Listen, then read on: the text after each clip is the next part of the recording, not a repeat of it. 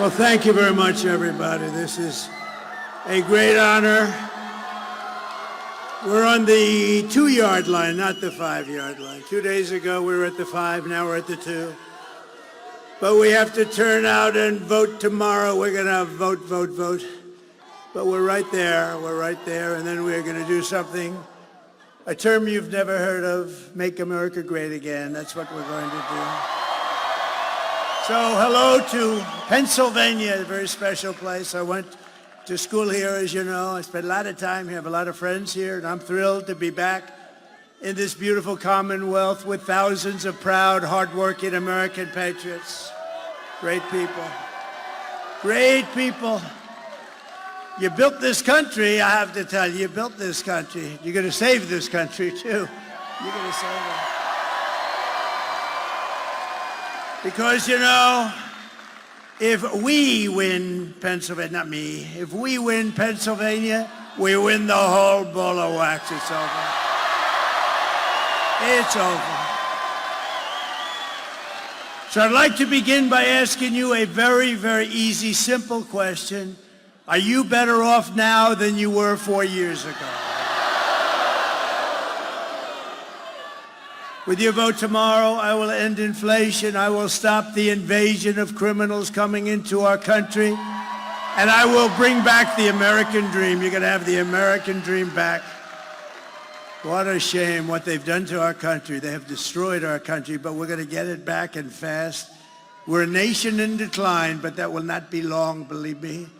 And after 4 years of economic suffering, we will create the greatest economic boom the world has ever seen. They're all coming back. All those companies that left us with the jobs, they're all coming back.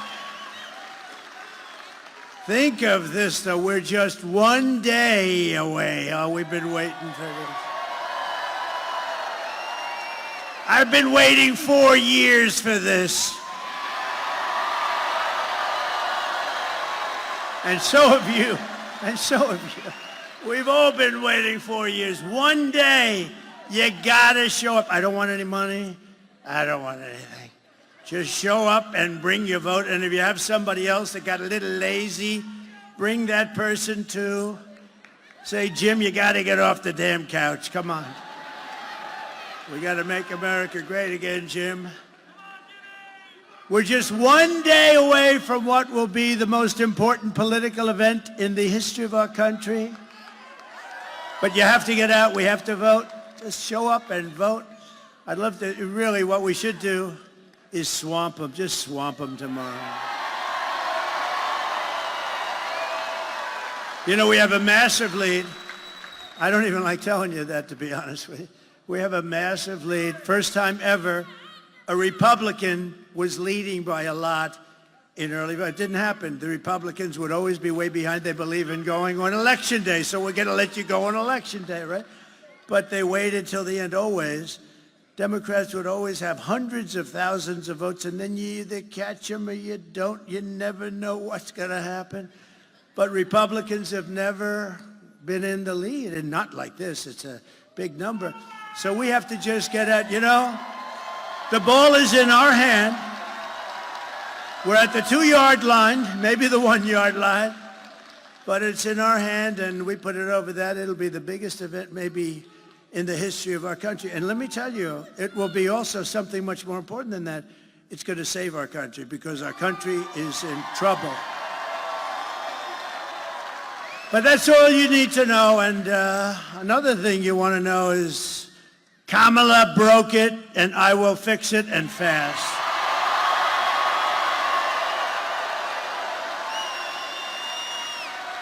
America will be bigger, better, bolder, richer, safer, and stronger than ever before.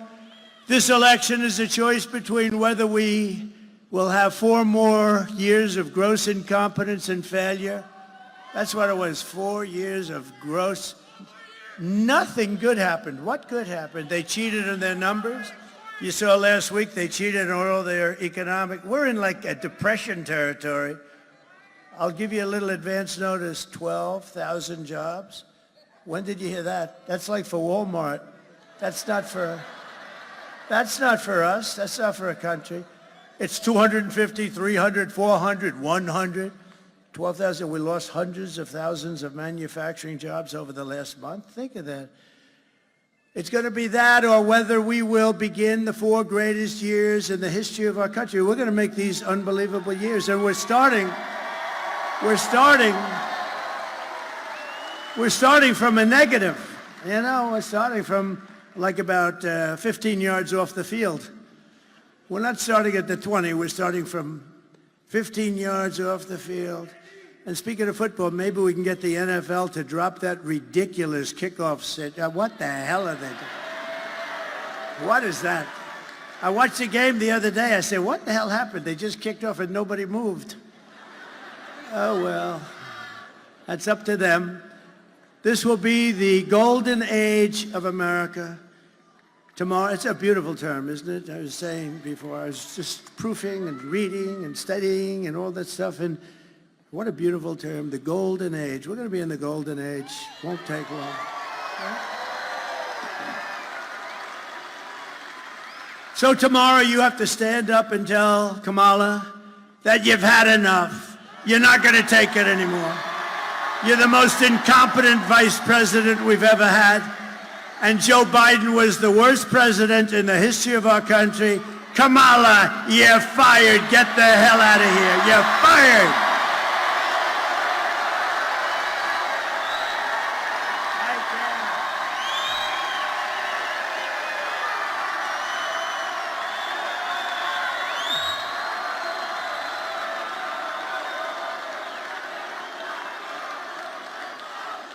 This is a hell of a nice place. Thank you.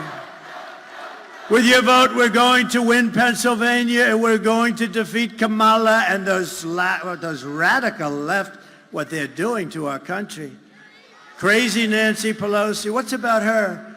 She has Visa stock, a big position. You know, she started off with nothing, now she's worth $200 million. How did that happen? So she has Visa stock, and she sells her stock. The day before, it was announced that Visa's under major federal investigation. I don't know. I wonder, do you think she had any insider information? I don't know. It's disgrace. Honestly, she's a disgrace. They ought to throw her the hell out of Congress. We are going to make America great again, and it's going to be fast. We're going to do it fast. We'll fast track it. Over the past 4 years, Kamala has orchestrated the most egregious betrayal that any leader in American history has ever inflicted upon our people. She's violated her oath of office. She's eradicated our sovereign border and unleashed an army of gangs and criminal migrants from prisons and jails, insane asylums and mental institutions, from all around the world, from Venezuela and the Congo in Africa, stealing countless American lives. And these are rough customers that are coming, much rougher than almost anybody in this room, other than the other night I had the Penn State national champion wrestling team. Think of this. They have a great coach. They've won exactly 11 out of the last 13 national championships. And I looked at these guys. They came up. I brought them up. And we were at Penn State when we did a little bit of a rally. It was a little rally that we could have sold the place out about 15 times. But we brought them up. I heard they were here, and I brought them up. And they had more muscle than I ever saw in any human being. And I looked at them and I said, you know, fellas, you may be the only ones in this room in this country that could take the migrants in a fight. You may be the only ones. Then I said, but they fight dirty. They use knives and guns, and they do, and they are vicious and they're tough. And we're going to get them the hell out. We have to. Our country's being destroyed. Our country is being destroyed. Here today, there's an incredible woman who I got to know, actually, over this tragedy, Patty Morin, whose heartbreaking story is a tragic warning of what will come to every city in America. It's coming to every city. It's already there.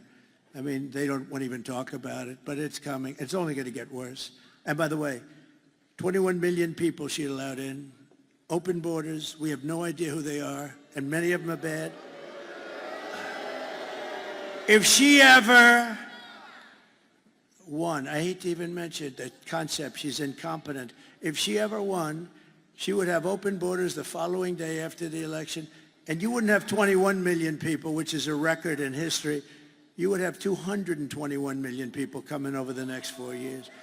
And you could forget about your country. You would have no chance. Patty's wonderful daughter, Rachel Morin, was a 37-year-old mom of 5 precious, beautiful children. Rachel lived in Maryland, 1,500 miles from the border. Last year, while Rachel was out on a run, she wanted to always stay in good shape. Right near her home, she was brutally raped and murdered by an illegal alien who was led into the United States by the ridiculous open borders policy of Kamala. The savage who committed this heinous crime first killed another woman in El Salvador before walking across Kamala's open border. Come in and please come in. We'd love to have you into the United States. Isn't that wonderful? He then attacked a 9-year-old girl and her mother in a home invasion in Los Angeles, beating the hell out of both of them before murdering Rachel. Patty is really special. I got to know her. We had lunch together, and she's a very great woman. She's just like, look, there's nothing you can tell somebody when that happens. You can't say, oh, well, time. I don't know. Sometimes time's good. Sometimes it makes it worse. I've had them say it's worse now than it was 10 years ago. But Patty's a fantastic person. I'd love to call her up. She'll say a few words about her beautiful daughter. Please. Patty?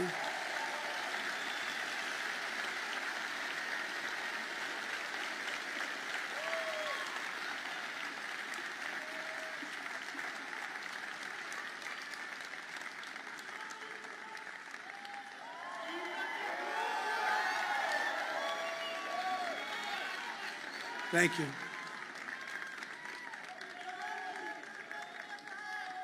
Thank you.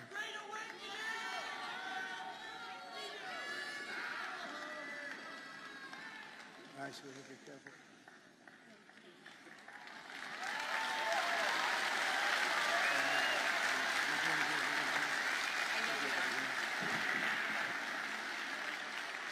Thank you. Rachel, if you knew Rachel, everybody in our town knew Rachel. They loved her.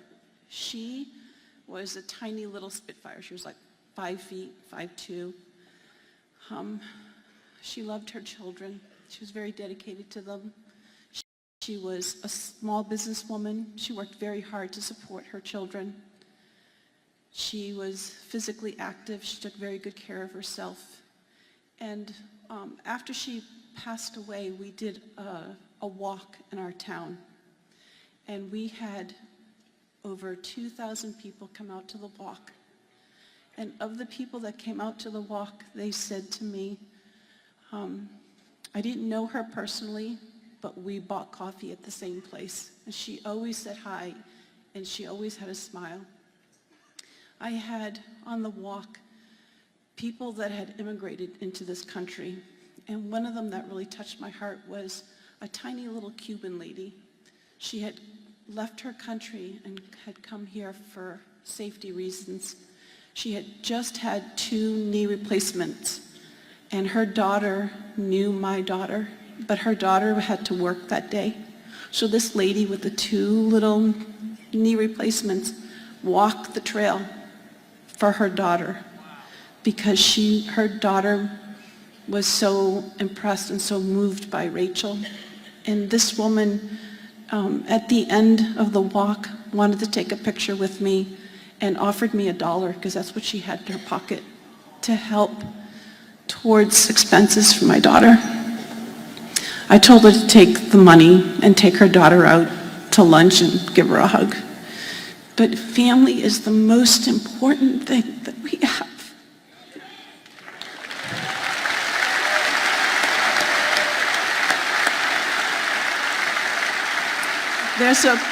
There's a proverb, and the proverb says, when a righteous man reigns, the people rejoice. But when wickedness reigns, the people mourn. And it's been 4 years of our country mourning because of the hardships that have been inflicted on us that are unnecessary, totally unnecessary. So thank you for allowing me this time. Thank you very much. And this is our next president of the United States. He's an awesome man. Did you get your eyes fixed? Not yet, we're working on it. You got that on? Yeah, we are. Thank you, sir. Thank you for this honor. It's an honor to be there. She's looking down, right? She's looking down. Look at the crowd on their love you. Yes. Yes. The girl's looking down. You're going to make me cry. You're going to make me cry. Thank you. Come on, let me walk you out.